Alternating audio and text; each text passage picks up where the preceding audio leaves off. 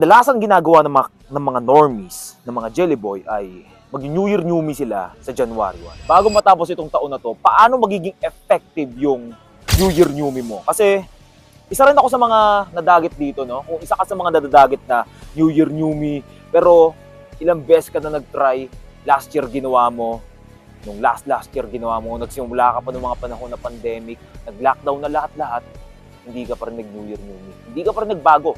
Still, worms ka pa rin. Still, jelly boy ka pa rin. Na maituturo ko sa inyo ay wag na wag kang sumabay sa mga jelly boy ng mga mindset. Paano mga jelly boy ng mga mindset, mga itong mga worms?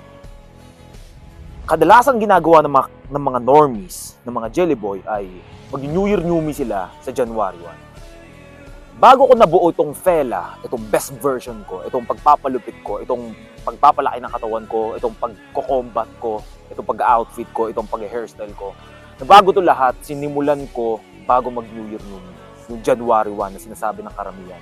Pagdating ng January 1, dun pa lang sila gagawa ng New Year New Me kasi iniisip nila pagdating ng January 1, ito na yung bagong, kumbaga, beginning. Yun yung iniisip ng karamihan. Pero sa totoo lang, ang beginning, ang simula talaga ay ngayon.